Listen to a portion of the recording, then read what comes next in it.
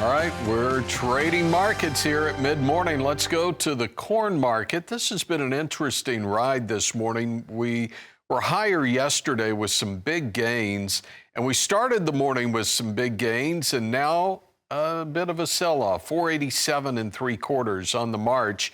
That's down 2 1/4 cents. New crop December 459 1/4, and that's a half penny lower here at mid-morning. What about soybeans? We actually saw beans turn before corn. March contract 1058 3/4. That's 8 1/2 lower with the deferreds in the red as well. Wheat market, starting with Chicago, still in positive territory. Both old crop March at 560 1/2, up 1 3/4, and new crop July at 584. That's 2 1/4 higher. Hard red front month 3 3/4 cents higher, 579 1/4.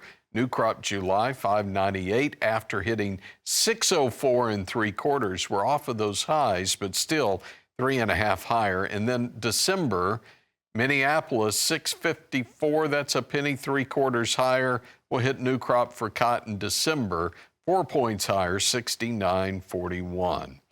All right, let's talk energy markets for a moment. Riley Schwieger's with CHS, and you and I were talking just a moment ago. $80 oil just what, 5, 6, 7 sessions ago?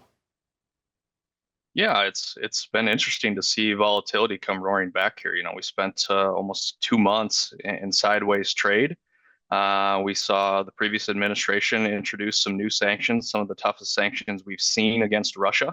And the market really bought that. We're seeing already some signals of some disruptions and some shifting of trade flows in regards to Russian exports. And obviously, with the new administration in place, those sanctions are still intact. So we have to take a lot of that day to day. We know the current administration has expressed intent to target Iranian oil as well. So that's another bullish factor out there. But really, the trend recently has been lower. We do know that there's a little bit of an increased priority in domestic production looking forward, and I think that's put a little bit of bearish pressure on the market. I know a lot of the audience here is a consumer of diesel, and diesel has really been one of the weaker legs in this recent sell-off. So that's kind of what I'm looking at. You know, diesel is a New York Harbor delivered commodity, and we've seen some of the cold weather affect those prices, and as that starts to leave, we've seen diesel prices really fall. So, you know, if you're an end user out there, I would certainly be taking note of this setback, understanding some of the volatility looking ahead to this year, and potentially looking at doing something there and securing some of those gallons.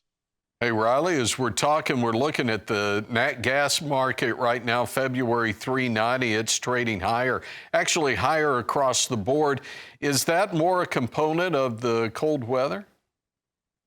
Yeah, certainly a component of the cold weather. I think we saw a near record day in natural gas demand throughout the country yesterday.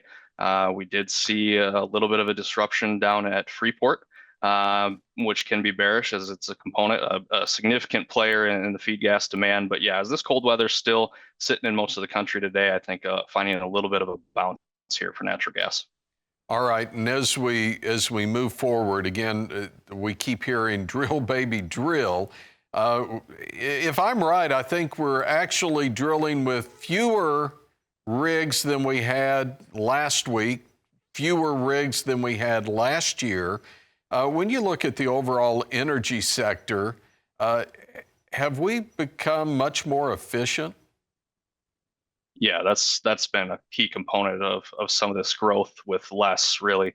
And I think that's going to be a key priority. You know, we saw the idea of cost cutting become a significant variable when we went into the COVID era. And coming out of that, I don't think that's going to change. I think if there is going to be a focus to bring higher domestic production, it's going to have to be a very cost-efficient strategy. Yeah, good points there. Riley, great to see you. Thanks for the update, and stay warm. Again, Riley Schwieger is with CHS. All right, we're back in a moment. We'll talk livestock futures next. Market Day Report continues after this.